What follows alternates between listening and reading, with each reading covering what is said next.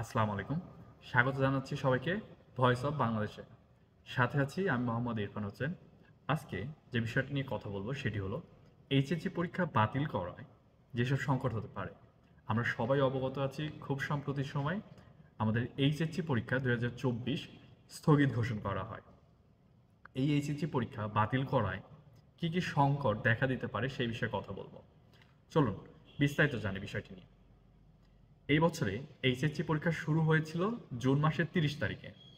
জুলাইয়ের ১৬ তারিখ পর্যন্ত পরীক্ষা ঠিকমতোই হয়েছে। এরপরে প্রথমে ১৮ জুলাইয়ের পরীক্ষা এবং পরে ২১, ২৩ ও ২৫ জুলাইয়ের পরীক্ষা স্থগিত হয়। মাঝখানে সরকার পরিবর্তনের মতো বড় ঘটনা ঘটে যায়। বিভিন্ন থানায় হামলার কারণে সেখানকার প্রশ্নপত্রের ট্যাঙ্ক ক্ষতিগ্রস্ত হয়। সামগ্রিক পরিস্থিতির ভিত্তিতে বাকি পরীক্ষাগুলোর তারিখ বেশ কয়েকবার পরিবর্তন করা হয়। সম্প্রতি নতুন তারিখ নির্ধারণ করা হয় আগামী ১১ সেপ্টেম্বর। এর মধ্যে একদল শিক্ষার্থী স্থগিত পরীক্ষাগুলো বাতিল করার দাবিতে আন্দোলন শুরু করে। ২০ আগস্ট সচিবালয়ের শিক্ষা মন্ত্রণালয়ের ভবনে একদল শিক্ষার্থী বিক্ষোভ করেন। এর আগে ওই দিন দুপুরে শিক্ষা উপদেষ্টার সভাপতিত্বে মন্ত্রণালয় ও শিক্ষা বোর্ডের কর্তব্য ব্যক্তিদের নিয়ে একটি সভা হয়। সেই সভায় সিদ্ধান্ত হয় বাকি বিষয়গুলো পরীক্ষা অর্ধেক নম্বরে হবে এবং পরীক্ষার তারিখও ১১ সেপ্টেম্বর থেকে আরও ২ সপ্তাহ পিছিয়ে যাবে। কিন্তু সচিবালয়ের সেসব শিক্ষার্থীদের আন্দোলন করেছিলেন, তারা এই সিদ্ধান্ত মেনে নেননি। আন্দোলনের মুখে ঢাকা শিক্ষা বোর্ডের চেয়ারম্যান প্রায় বাধ্য হয়েই স্থগিত পরীক্ষাগুলো বাতিল ঘোষণা করেন। আন্দোলনকারী শিক্ষার্থীদের বক্তব্য, সাম্প্রতিক ছাত্র জনতার আন্দোলনে অনেক শিক্ষার্থী আহত হয়েছে। কেউ এখনও হাসপাতালে ভর্তি। অনির্দিষ্ট সময়ের জন্য পরীক্ষা বন্ধ থাকায় তারা মানসিক চাপে আছেন। মোট কথা, পরীক্ষায় বসার মতো শারীরিক মানসিক অবস্থা তারা নেই। এই অবস্থার বিকল্প উপায়ে পরীক্ষার ফল প্রকাশের আবেদন জানিয়েছেন তারা। তাদের দাবির পেছনে যুক্তিগুলো নিঃসন্দেহে বিবেচনায় নেওয়ার মতো। বিকল্প উপায় কি হতে পারে সেটিও বাতলিয়ে দিয়েছেন আন্দোলনকারী শিক্ষার্থীরা। তারা বলেছেন যেসব বিষয়ে পরীক্ষা হয়ে গিয়েছে সেগুলোর ক্ষেত্রে খাতা মূল্যায়ন করে নাম্বার দেওয়া যায়। বাকি বিষয়গুলোর জন্য এইচএসসির ফলাফলের সঙ্গে সমন্বয় করে জিপিএ নির্ধারণ করা যেতে পারে। আপৎকালে এভাবে ফলাফল নির্ধারণের নজির আগেও ঘটেছে। ২০২০ সালে করোনা ভাইরাস সংক্রমণের কারণে এইচএসসি ও সমমানের পরীক্ষা অনুষ্ঠিত হয়নি। তখন এসএসসি, জেএসসি ও সমমানের পরীক্ষার ফলের ভিত্তিতে এক ধরনের গড় মূল্যায়ন করে এইচএসসি ফলাফল প্রকাশ করা হয়। তবে এজন্য তখন জাতীয় সংসদে পরীক্ষা ছাড়াই এইচএসসি ফল প্রকাশ করতে আইন পাশ করা হয়।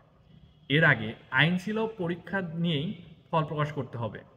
সংশোধিত আইনে বলা হয় বিশেষ পরিস্থিতিতে অতিমারি, মহামারীর কারণে বা সরকার নির্ধারিত সময়ে কোনো অনিবার্জিত পরিস্থিতিতে কোনো পরীক্ষা গ্রহণ, ফল প্রকাশ ও সনদ প্রদান করা সম্ভব না হলে সরকারি গেজেটের প্রজ্ঞাপিত আদেশে কোনো বিশেষ বছরের শিক্ষার্থীদের পরীক্ষা ছাড়াই বা সংক্ষিপ্ত সিলেবাসে পরীক্ষা গ্রহণ করে মূল্যায়ন, ফল প্রকাশ ও সনদ প্রকাশ করা যেতে পারে।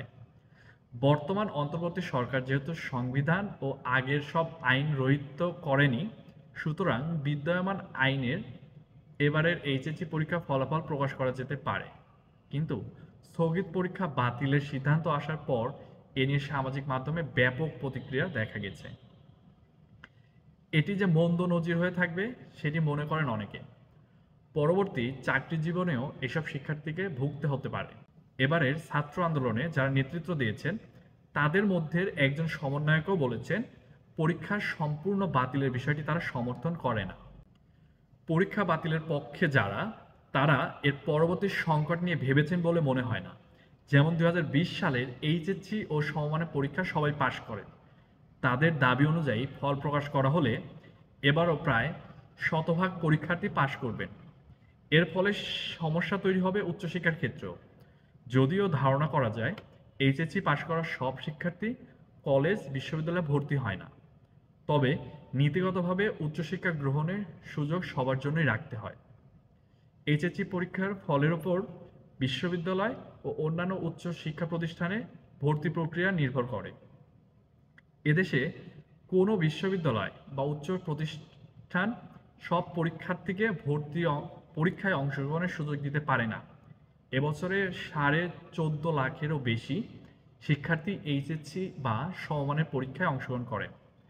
দেশের বিভিন্ন উচ্চ শিক্ষা প্রতিষ্ঠান মোট আসন রয়েছে 13 লাখের মতো।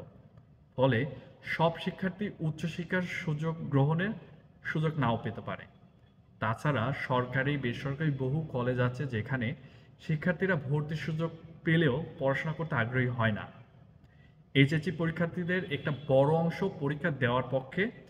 সামগ্রিক পরিস্থিতি বিবেচনা নিয়ে বাকি পরীক্ষাগুলোর নম্বর অর্ধেক নামিয়ে আনার প্রস্তাবটিও তাই অধিক যুক্তিযুক্ত মনে হয়। সেক্ষেত্রে প্রাপ্ত নম্বরকে দ্বিগুণ করে 100 এর মধ্যে বিগত জিপিএ নির্ধারণ করা যায়। প্রয়োজনে শিক্ষা মন্ত্রণালয় তাদের ওয়েবসাইটে পরীক্ষা দেওয়ার পক্ষে বিপক্ষে পরীক্ষার্থীদের মনোভাব বোঝার জন্য একটি জরিপ চালাতে পারে। জরিপের ফলের ভিত্তিতে নতুন করে সিদ্ধান্ত নিতে পারে। এমনটি করা গেলে অন্তত অনেক দায় ও অভিযোগ থেকে তারা মুক্ত থাকতে পারে। আমার ধারণা অধিকাংশ শিক্ষার্থী পরীক্ষা দেওয়ার পক্ষে থাকবে। আর এক্ষেত্রে পরবর্তী পরীক্ষাগুলোর জন্য অন্তত 1 মাস সময় দিতে হবে।